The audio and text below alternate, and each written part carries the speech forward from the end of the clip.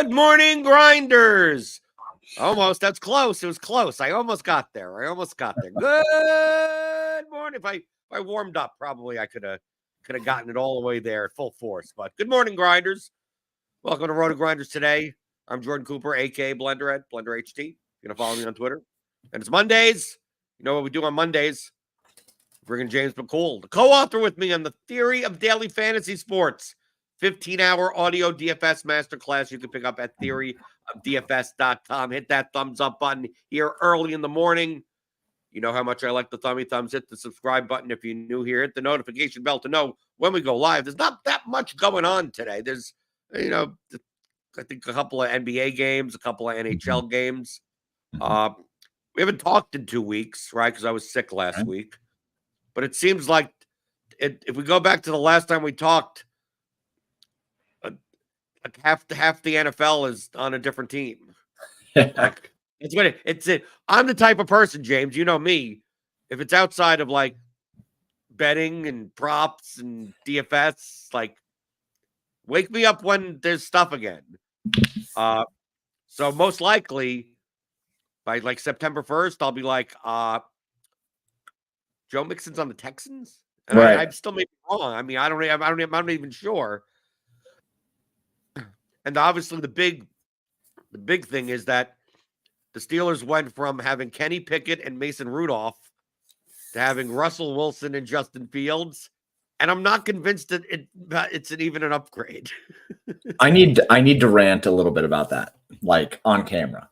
I ranted about it in Discord and on Twitter a little bit, but I need to rant about it on camera. So, yeah, people are like, "Oh, it's great. They turned their QB room from Kenny Pickett and Mitch Trubisky into Russell Wilson and Justin Fields." And on the surface, okay, that's pretty good. They didn't trade much to do it. They didn't lose much value to do it. They did upgrade. Russell Wilson is still a quality starter in the league. He had one really bad year with Hackett, but then last year he was good. I mean, he was top 15 QB last year. And he should assumably be a top 15 QB again, right? So he's the starter. And if they'd have just stopped there, that was great. You know, that they are a stable organization. I think that Russell Wilson is a good chance for them to reach playoffs, whatever. But then they got Justin Fields. Now, they only traded a conditional sixth, right? It could be a fourth rounder, but it's probably going to be a sixth rounder. And while that is insane value, the Bears, of course, got absolutely just robbed blind here. And people will argue there was no market for him, blah, blah, blah, whatever. It's still the price is way too low for a quarterback like Justin Fields. While that is a very, very low price for Justin Fields, it's only a low price if he starts for them. If he doesn't start for them and he just rides the bench, then they essentially gave up a 6th round pick for nothing. And people say, "Oh, well, you know, the value of a backup quarterback and he, you know, they want him to be the starter for the next whatever long and blah, blah, blah." It's like, okay, hold on. He is in a contract year now, right? So they have to pay him next year if they want him to be the starter. But if he rides the bench the whole year, they don't know if he improved enough to be the starter for the Steelers, okay? So why would they pay him if he rides the bench all year? And then people say, "Oh, well, the plan is to have him be the starter at some point during the year." No, it's not. They paid Russell Wilson and gave him the keys and told him that he's the starter. So he's the starter. So unless Russell Wilson gets hurt, Justin Fields is not going to play. James, isn't the Broncos mostly paying Russell Wilson? Yeah. Well, from what I read, I mean, I go by what I see on Twitter. Sure. I thought that the Steelers are got Russell Wilson. They're paying him it's like a 1-year contract for like $1 million or something. And and the Broncos, even though it's coming off of their cap, they're paying like $38 million. Like next year, Russell Wilson will be paid $30+ million by the Broncos to play for the Steelers. Right. Yes. Yeah. So the Steelers are paying him the vet min, which is like $1.2 million, something like that. Broncos are paying Russell Wilson $38 million or something egregious, right? Is that James? Is that the worst trade in the history of the NFL? The Russell Wilson trade? It's way up there. It's way up there. Depending on how Stroud's career turns out against Bryce Young's, you could argue that the Bears making that mistake, or that the Panthers making that mistake, and trading away DJ Moore for the rights to Bryce Young, that could be the worst trade possible. But yeah, the Russell Wilson one is up there, and I want to say again that Russell Wilson probably was a bigger detriment because of Nathaniel Hackett, and then they just wanted to get rid of him because Sean Payton didn't like him, right? Like there's a whole thing. It's politics and it's stupid, but anyway, all of that said, they're paying him to be the starter. They brought him in to be the starter, and there has been talks about negotiating an extension with him in the midseason. So they want to play Russell Wilson. The only reason why they got Justin Fields was because he was so cheap.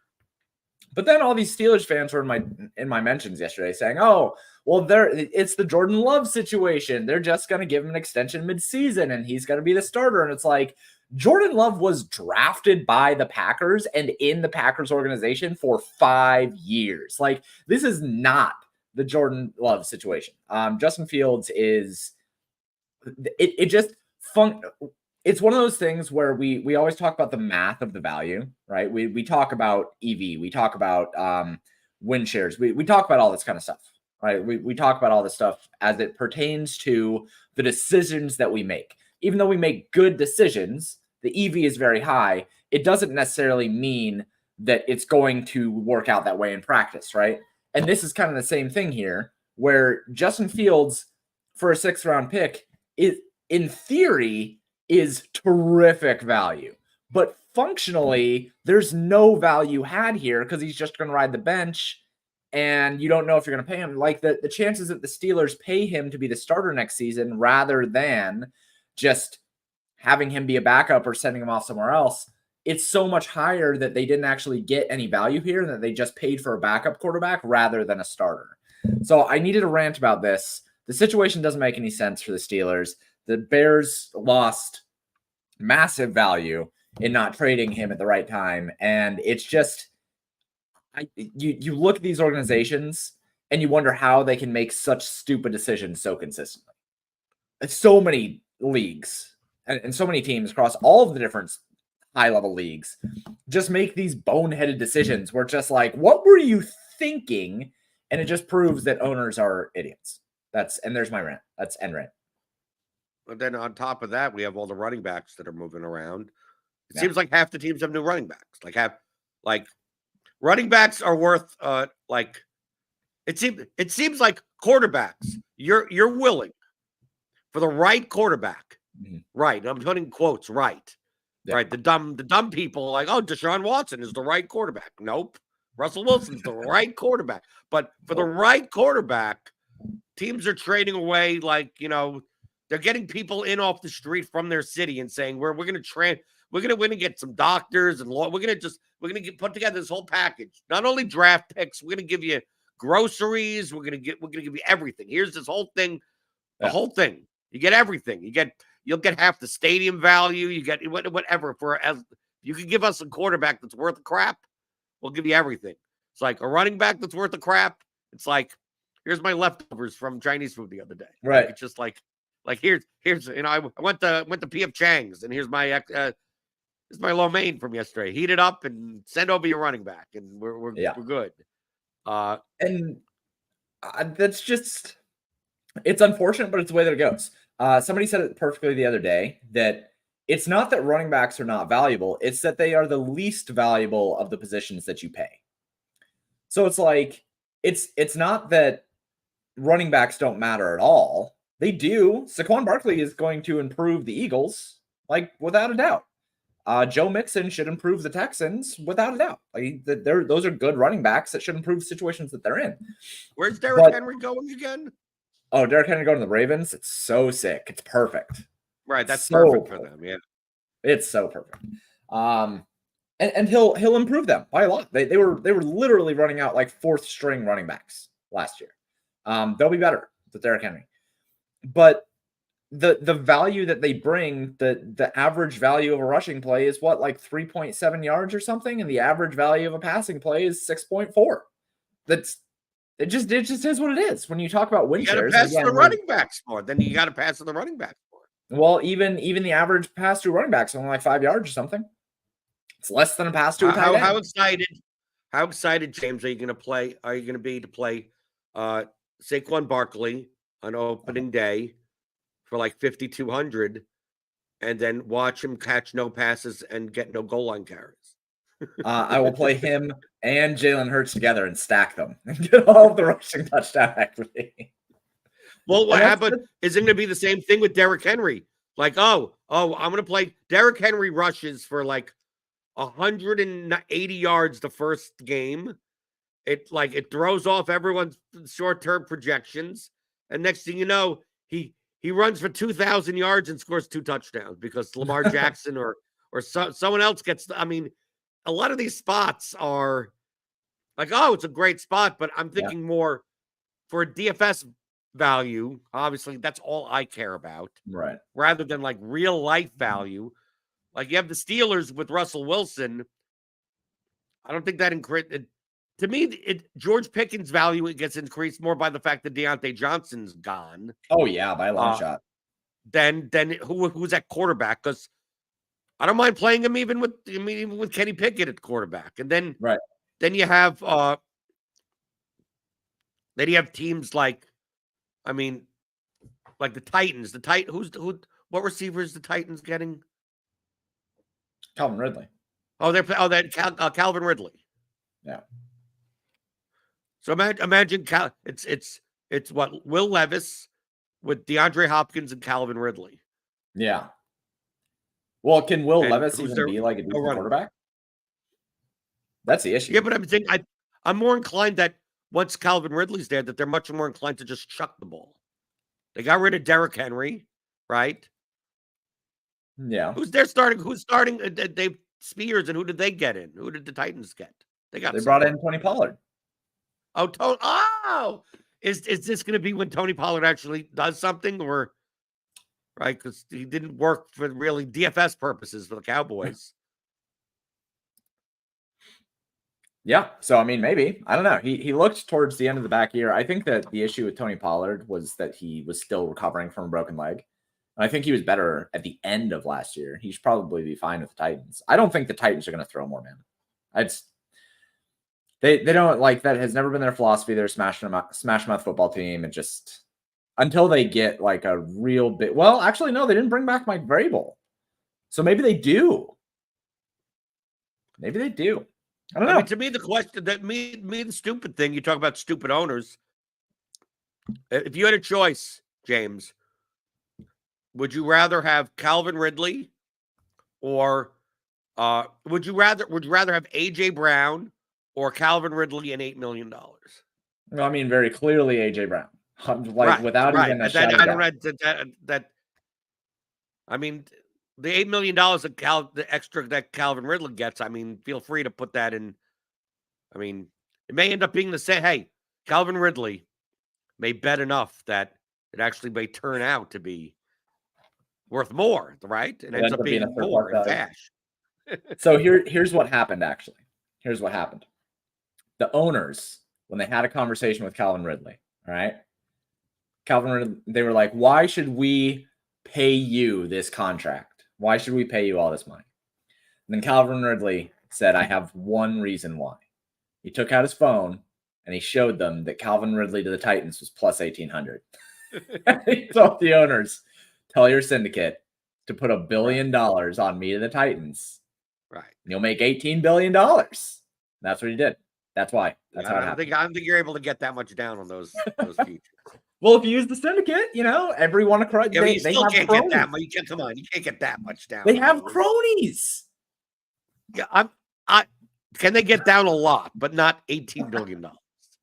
Right. That's how I think they did it. I think that's how they paid. That's how they paid Calvin Ridley. That's how they. Yeah. Yep. That's all they need to do. So yeah, I think, and I agree with you that we need to think about it from a DFS perspective and from like a betting perspective and everything like that. And that kind of stuff will fall into pieces or will fall into place.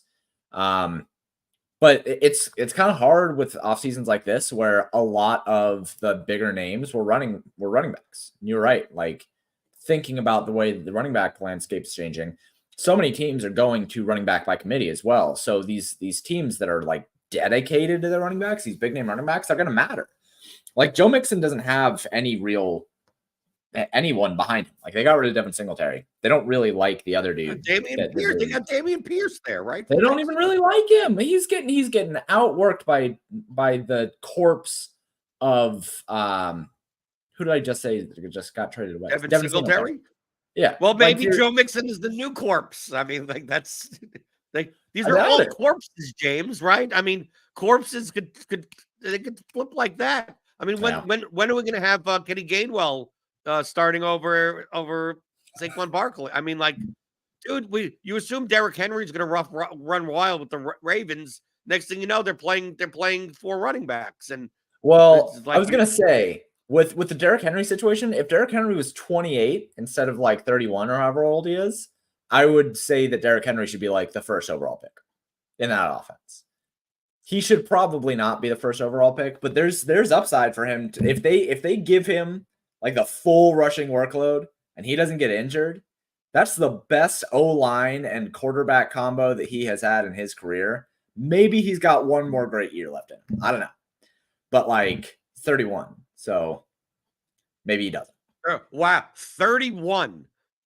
Like, isn't that, I mean, how old are you, James? Well, I am actually 31. Thank you.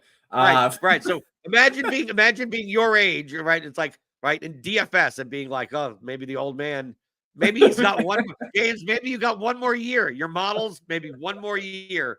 Because once you're 32, you're past, whoa, who's going to trust that old guy?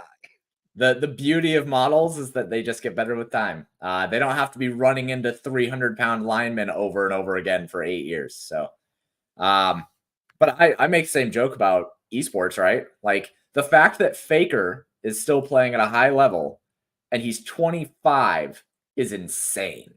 It literally is insane that he's still as good as he is at 25. It's crazy. So esports people, they retire at what, like 20? At like they start to fall off at like 22, 23. Yeah. And then they retire when they're like 28. I mean, do they do commentary? Do they have any coaching role or something? They'll so there's like coaching, there's commentary, and then there's streaming, right? So like if you've played for long enough that you like retire at 28, you probably have a good enough following that you can make a life as a streamer. And you can still play, but you're like you can't play against the top end. You just like these Counter-Strike guys, that Counter-Strike, the shelf life of a Counter-Strike player is really, really low because so what? The thumb surgery? I mean, I don't understand. No, legitimately wrist surgery, shoulder surgery, and your reaction times are just too slow. Once you hit 25, your cognitive ability to react as quickly as you need to in Counter-Strike goes way down. And it just gets worse and worse and worse year after year. I'm dead serious. 25. Yeah, you're past your prime at 25. You can't shoot the bad guys anymore. 25 is the equivalent of a quarterback playing at 40. Okay, and I guess this guy is more like the Tom Brady. Yeah, exactly. He can still do Tom Brady. Yeah, he's the best League of Legends player that's ever been.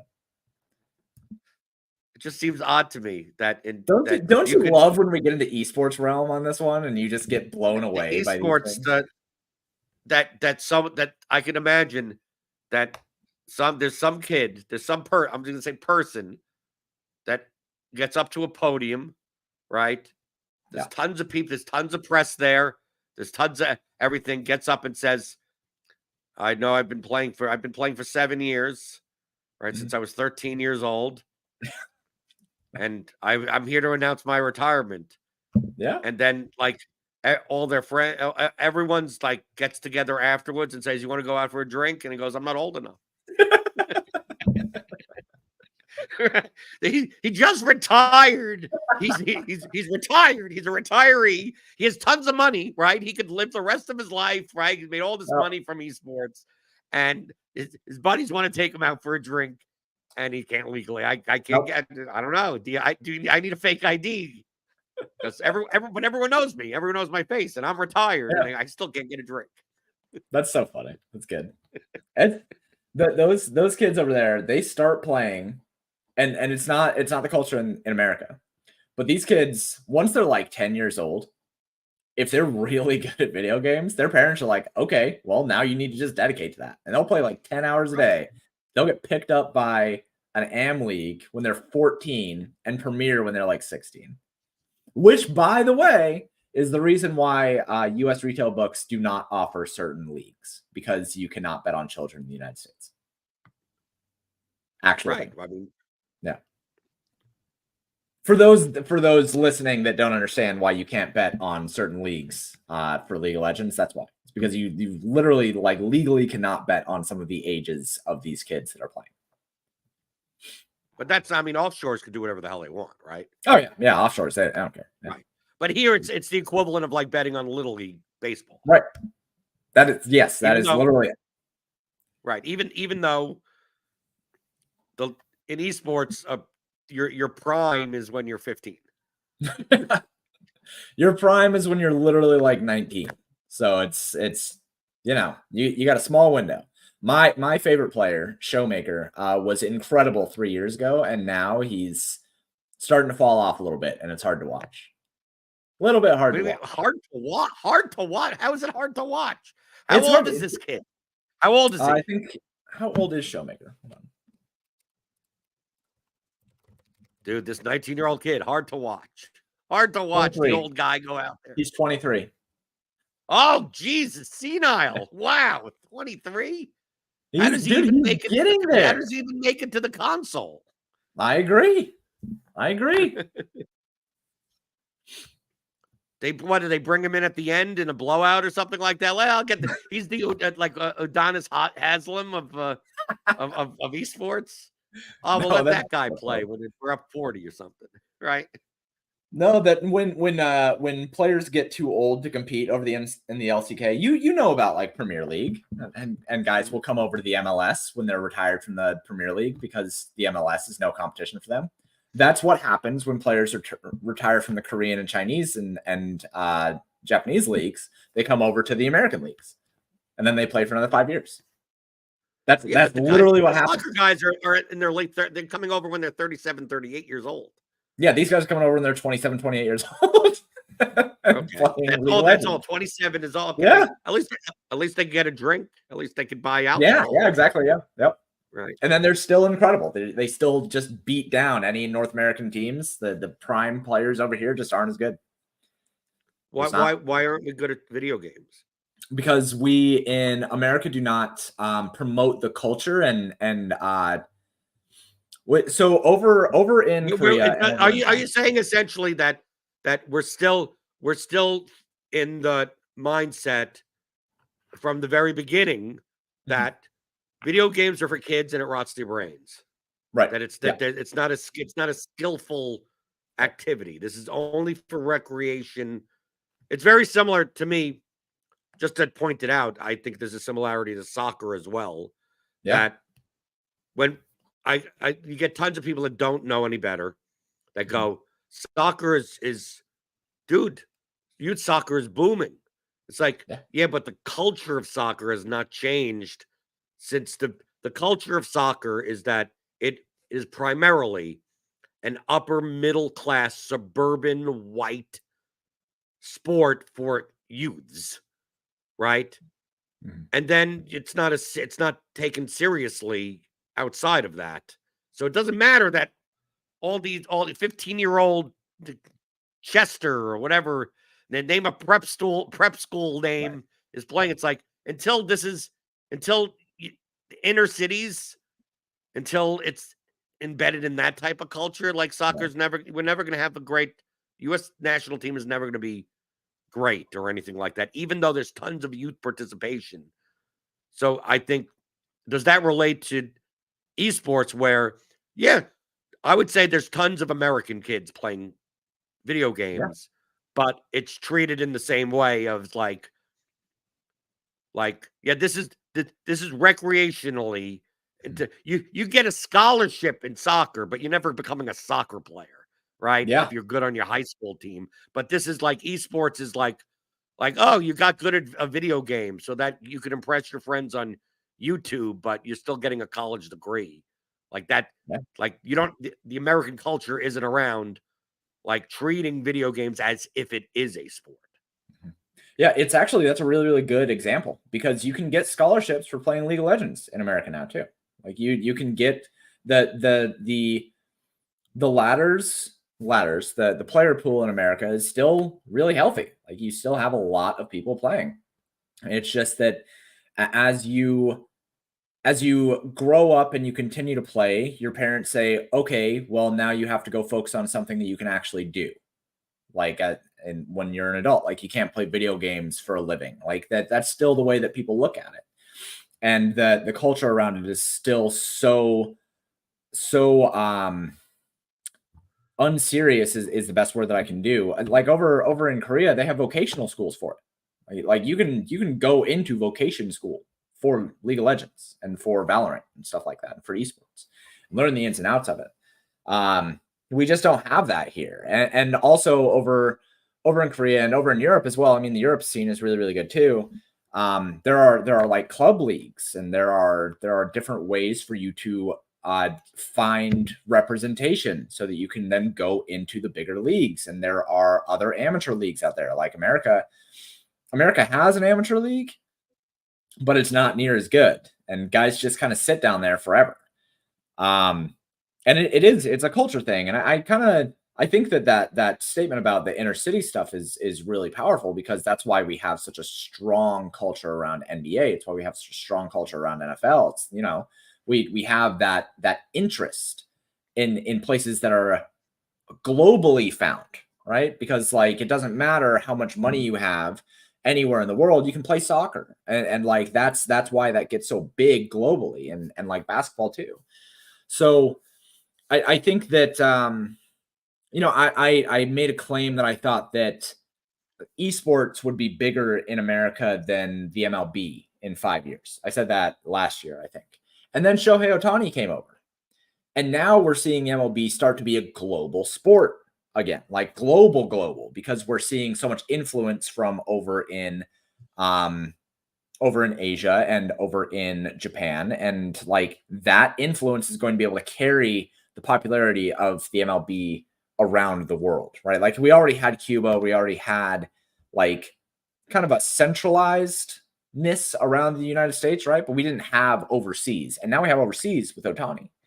So it's really that globalization of something and the culture in America that can help fuel it. We just don't have it for soccer, and we don't have it for esports, and we didn't have it for the last like probably 25, 30 years for MLB, but I think MLB is kind of turning that with Shohei and with the inclusion of some of these Japanese and Korean leagues. Well, with baseball starting up next week, right? We got I mean literally next week, right? A week and a half next Thursday. 10 days. Yeah, 10 days. Yeah, opening day. Before we get out of here, because we'll talk a little bit more about it next week. Yeah. What you're getting your models up to speed? You're getting any new things that you're working on for this coming year? Game logs. Game logs, something that I've been really wanting to put together and kind of like doing some cool stuff in visualizations of regression. Because that's stuff that I have done last year. I used Fangraphs for most of it, but I want to kind of try to use PayDirt to put together some better visuals for it. But the game logs are going to be new this year. And then also the betting models over at PayDirt. I think last year they were pretty close to what I have as the suite for NHL and NFL and NBA, but I'm going to make sure that that's consistent. So you'll be able to do all the different stat simulations and stuff like that. But yeah, more of the same. PayDirt has like my baseball model. It's very publicly my favorite model. Baseball is very publicly my favorite DFS sport. So I'm really, really excited for it to be back and just jump right back in and start fading cores, because that's every year, baby, got to fade cores. Well, I'm glad to have baseball back, because baseball is my preferable betting sport. Yeah, because it's so much more predictable on a daily basis that I could manage my time. The thing about I'm done with basketball. NBA, I'm done. I was done with the DFS portion of it, and then I'm like, okay, well, I'll do props. Then it turns out you might as well what the fuck's the point of the props? Because nothing, the injury report is just why just even have it there? It doesn't, none of it matters. So it's still a time. I mean, can you beat them? Yes. I'm up in NBA props. It's just a matter of it's time. It's just like, do I want to just sit on my computer all day and wait for all this the news that comes out of nowhere to come out, and then adjust and find the lines that are off, put together my prize picks cards and my underdog stuff and whatever. Like, it's an all day type of thing. And it's like, no, I like MLB. MLB is basically 3 steps in MLB. MLB, I'll look at stuff before I go to bed. Yep. I look at stuff when I wake up in the morning. Yep. And then I look at stuff at like maybe 5 o'clock, 4 or 5, when starting lineups and umpire assignments and more, obviously, more accurate weather forecasts are closer to game time. And like, that's anything in the middle. Are there small edges you could find here and there? Yes, I guess. But for the most part, you're betting on openers, right? Then, and not everything will have an opener. So, like, that's why I say, like, before I go to sleep, at midnight, between 11 and 1 a.m., stuff will go up, but not everything will go up, right? So it's like, you'll get mostly strikeout. You'll get strikeout props for most of the games. You'll get maybe pitcher outs, maybe. You'll get some home run props. You get some stuff.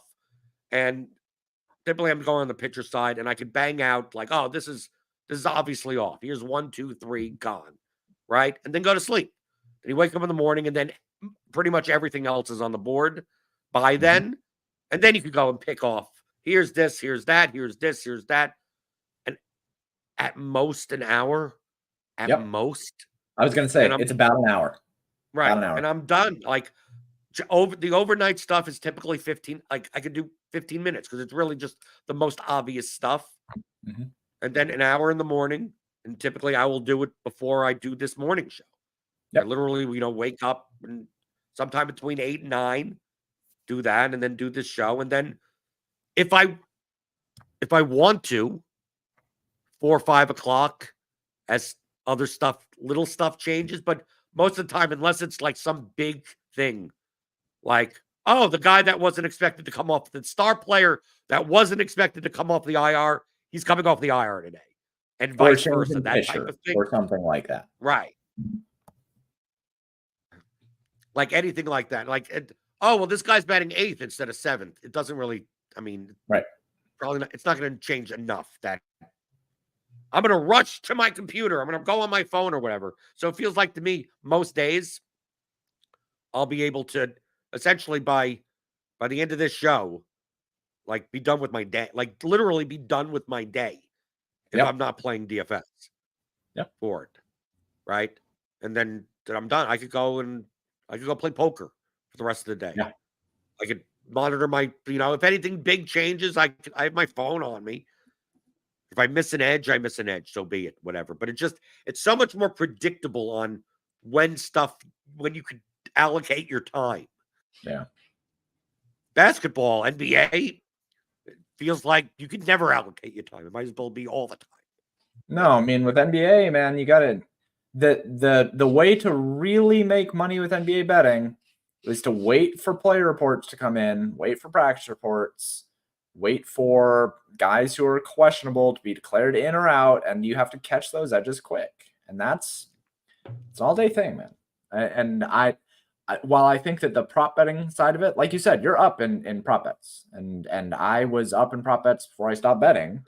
But it's just, if you put the equivalent up against ROI and you look at it in a very basic sense of dollars per hour, right? Like, if I get down $1,200, $1,500 in props in MLB in an hour, I'm making somewhere between like $70 and $120 an hour, right? With NBA, like, I probably have to spend like 6 hours. You're going to spend 3 6 hours hours in order to get right. Exactly. There you go. And at that point, I make more money doing basically anything else that I can do for money. Like if this is such a dickhead thing to say, but if I make less than $50 an hour doing anything, I don't really want to do it. So like when it comes to betting, if I'm making less than that, I don't really care. Like I'll go make money doing one of the other things that I can do for $50 an hour at least. So I'm with you. I think a lot of people don't factor in the time investment. I mean, I'll have a video coming out this week on my YouTube channel, youtube.com/Jordan Cooper, if you want to go over there. But on Thursday, I'm releasing a video that shows like people come to, I mean, people watch the show. I'm assuming plenty of people watch the show. Maybe they're like, they have $1,000 bankroll. And they're like, okay, I want to be out. What's the best way for me to grind up my $1,000 bankroll in order to get me to the point in which I could do this seriously on a full time or semi full time, or at least a substantial income type of level? And the answer is to get a job.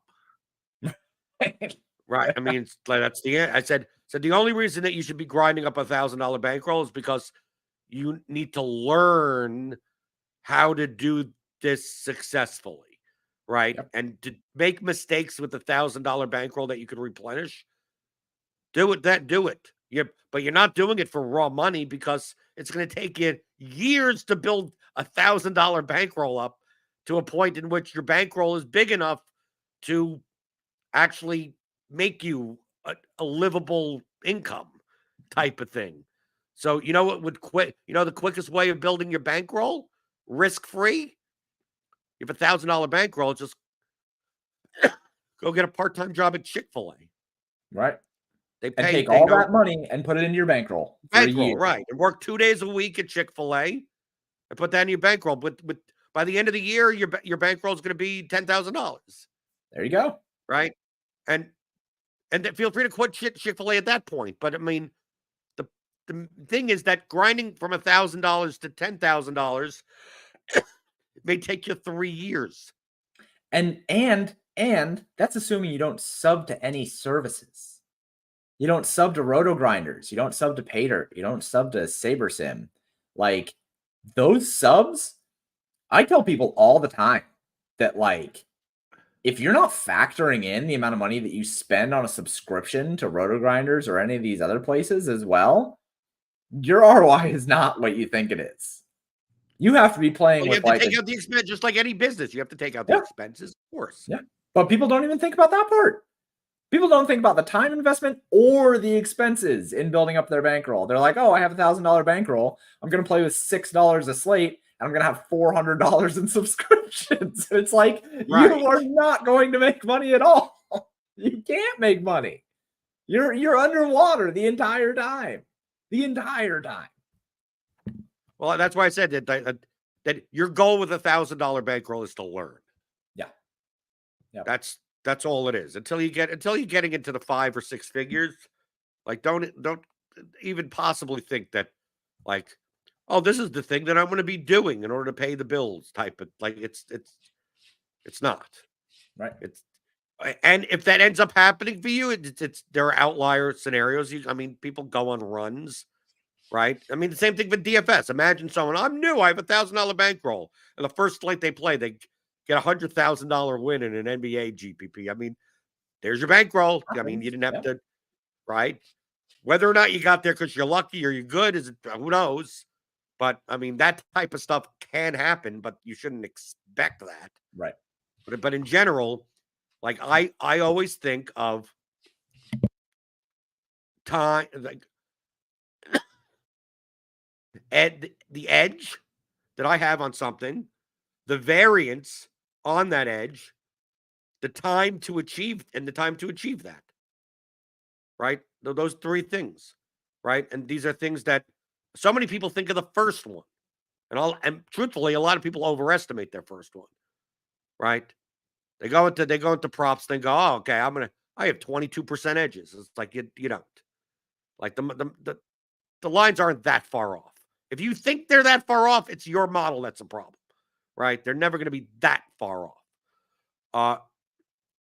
So even if you have an edge, like that. Then they go, it's like, oh, I could grind this out. Like people do top-down betting, right? Steam chasing, right? Which involves no origination. And that's essentially staring in front of an odd screen for as long as you can, right? Just that's it. So yeah, you're right. It's free EV, but do you want to stare at an odd screen for 12 hours a day?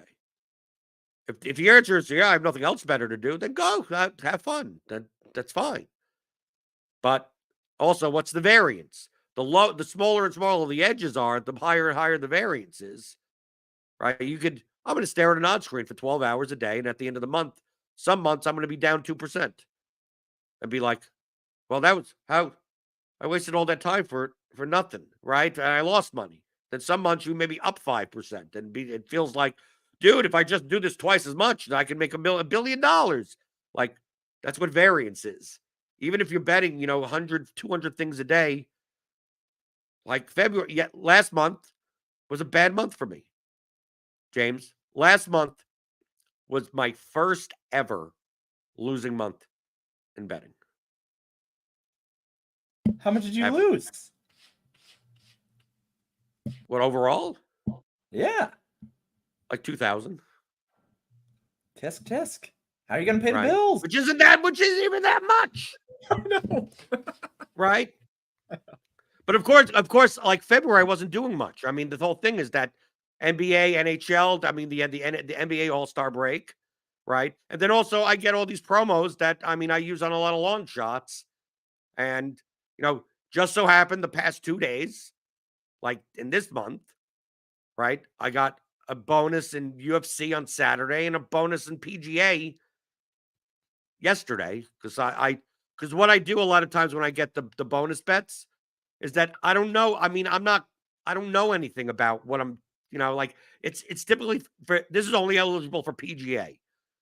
And you're going to get this boost or whatever like that, but you have to make a bet that's like over a certain like odds number where they don't give it to you, like plus 400 or something.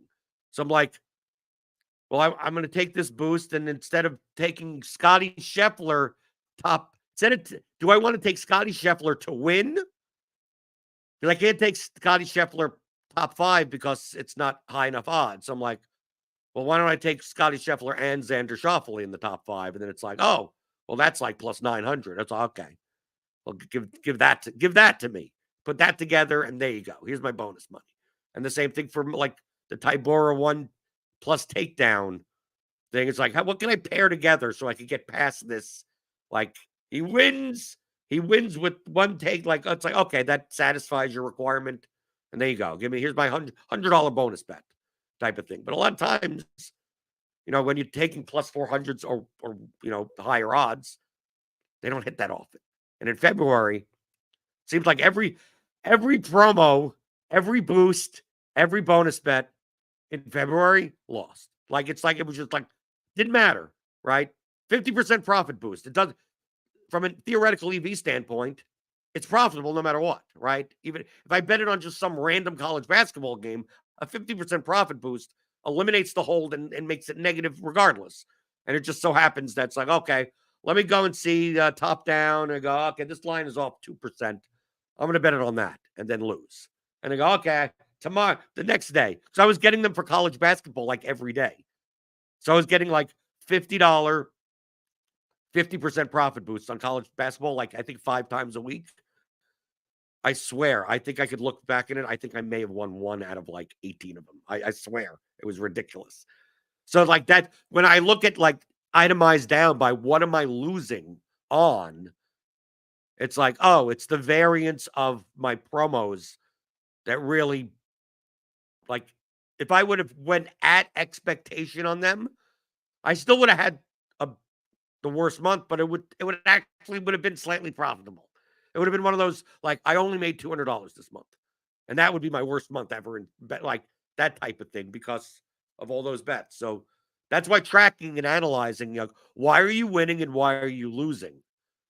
Rather than just like raw, especially in a month, in a time period where your sample size is a little bit smaller. Yeah. Well, it's important. I mean, you always have to look back and make sure that you're not Like, even if you're sun running, figure out why you're sun running. And even if you're losing everything, figure out, am I doing anything that is there a break in my process? Did I stop doing something that I should be doing? Just got to always look at it. One thing that I should be doing, hopefully, play pick 6 on DraftKings. Yeah, it's coming soon. I don't right? know why it's not in Kentucky yet. Kentucky, we have no DFS regulation. It's Wild West. We already really like sports betting. Prize Picks and Underdog are here. Like, why can't we get pick 6 in Kentucky? Yeah, and you need it too because they just introduced PGA, and I'm sure they'll have MLB. And MLB is going to be just. It's going to be like printing press. Right. It's going to be like 2011, like early DFS. Like, I don't know. Liquidity wise, I mean, I don't know how much money you can be able to like make, but whatever's there, the edge is going to be ridiculous. Because someone sent me over. I was talking in the RotoGrinders Discord, my Blender's Game Theory channel. I'm always there. So if you're a premium member, join me and you can talk to me anytime you want there. But then someone offline sent over like CSVs and everything like that. Boy, the game's soft. Like, I mean, just because I was thinking it's like, okay, there's obviously certain limitations as far as how many can you take on a certain team or anything like that. And for the most part, like it's much more required that you have to take from you have to satisfy a DFS requirement legally. But since the sites are just taking a rake, which is effectively pretty high, around 20%, they don't give a shit anymore. Like they don't get like the numbers come out and it's just whatever. And I look and I see some of the cards that people put together and go, this has a bigger edge than like in tonight's NBA DFS slate. If you went to like the bottom lineups in like the large field GPP and you found lineups that projected like 40 points lower than optimal, those lineups have a higher expected value than some of the lineups in pick 6. I would not be surprised if you could get like a realistic somewhere between like 18 to 23% ROI. I thought even high. I predict even higher. Yeah. It is, dude, it is insane. And the thing is that like people are making these terrible cards, and if you compare the lines offered against major sports books, they're worse than major sports books. Like people are making cards on lines that are so soft that they would get beat out by retail books. Right? So, no. I looked at cards where that the clear if you just went based on market close. Yeah. So if you just went based on market, like it's the market closed. Let's just say -110 just to make it just everything even out. The points prop of 18.5. Yep. Right? It closed at 18.5, but on prize picks on pick 6, it was at 23.5. Yeah, and obviously you take the under 23.5 points, but there are cards that out of 1,000, 1,100 or whatever in some of these contests, I'm just looking through. It's like, yeah, there were like 8 cards of someone with over 23.5 on that. It's like essentially like a 36% outcome, right? Well, I mean, less than that. Yeah. Right. I'm giving them the benefit of the doubt. I'm saying like maybe it's a 30 to 35-ish. But the thing is that they're competing against cards like 20% of the cards have the under, which is a 65% out. I mean, like, and then I look and I go, let me take a look at what was available on this slate. And it would be the type of thing where that prop is off by far the most compared to what's available. And it's still only in 20% of like it's the most owned prop, but for its win probability, it should be twice as Right. owned. Yeah. Like it should be twice. Like right. So I'm looking at this going, how does this come to Kentucky? How do I get money down on? And there are plenty of good. Remember, we teach in the course theoryofdfs.com. You don't judge contests. Like, where does the money come from? You don't judge contests based on the sharp. Oh, I'll go in there. Oh, I see the sharp people in there, right? I see the people like, okay, these people are playing. Okay, I get it. Like, I'm not competing against those people. I want to share the money of like more than half the field that are playing this poorly. Right. Whatever happens on the top, whatever 6 out of 6 or 5 out of 5 or 4 out of 4, whatever type of thing. We're sharing whatever. We're just competing against the money that's like way underneath of cards that are, like, I don't know, people just bouncing banging their head against the table. And I'm waiting to see MLB and seeing what people do with correlation, because it could be even higher of a. Well, and the beauty of it, I mean, we're like running out of time a little bit, but the beauty of it is, if you dupe and like have 6 out of 6 with people, it doesn't matter in pick 6. Doesn't matter. I mean, like, your payout is less, but the EV is still there. Well, it mathematically technically matters. To a point. Someone asked me in Discord, because this is what got me into looking more into it, because obviously I can't even see the contests. I know. Like, I can't even see it here. I mean, like, I can click on it, and a dialogue box comes up and says you're not in a good location. Right. You can't click on anything else. You can see kind of the bare basics. Yeah. But someone asked me about if a lot of people are playing like the most obviously off pick, like, there's a lot of times the props move so much in the market that you have like 20 things that are plus, like 20 things that have a 10 to 20% edge. And then you're like, well, if I'm going to play 6 of these, which 6 should I play? Should I just play the top 6? But what happens if a lot of people are playing like the top 1? Should I play the 2nd through the 7th and do something like that? And I said I couldn't answer that without knowing what like the own, like, it's, I don't, how many people should I be playing this player in my lineup in DFS? Well, it depends. Is he 80% owned or 40% owned? Like, he may be the highest owned player, but 40% owned may actually be way under owned, and you should be just jamming that in anyway. So I can't even ponder what the answer is. So that's why they sent over like what the cards look like and everything. And when I see the ownership, and I'm like, dude, there's so many people that are playing poorly that if you want to just maximize your time and not just run off, I said, right. I would just play wait until the latest as possible and play the top 6 and jam that in everything. Mm-hmm. You may be able to squeak out a higher ROI by considering some ownership implications, but the ownership is so inefficient that, like, you should have a healthy ROI simply playing the optimal. Or if you want to even it out for variance, play 10 cards and round robin, like, use Excel or something to just put your set of what you're willing to put in, right? Like, oh, I'm looking at these 18 props are all about the same to me. And you go, okay, give yourself all the combinations of 6 that you can for 20 different times. And if you say, like, I don't want more than 50% of one thing, one prop, then whatever comes out, you want to at least mitigate a little bit of variance.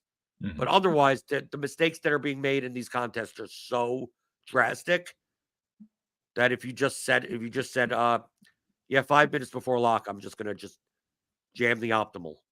Yep. Like, you should, at the end of the year, you should have, even through the variance, like, the edges are going to be like 25, 30%. They're crazy. Yeah, they're crazy. I've been beating this drum for now, 6 months, I think. Just these peer-to-peer games are, the edge is ridiculous. Like, legitimately, especially in the beginning. Eventually, hey, James, 5 years from now, it may not be this way. Yeah, make your money now. And the big thing, you You can make really good money right now on pick six just playing optimals and just waiting as long as possible to play optimals. Well, I mean, you can swap, so it's I mean, it doesn't. I was just gonna say, and you can swap as well, but people don't, and that's another. That's even once we get past the point where it's like, oh, the optimal isn't quite good enough. Like now you only have like a 7% edge. You only get a 7% ROI on the optimal. Eventually, what we can get to is, oh, okay, I played the optimal. I'm going into this last game. I know that players A, B, C, D, and E also have this optimal. I'm just going to take the other side of this last bet. Right.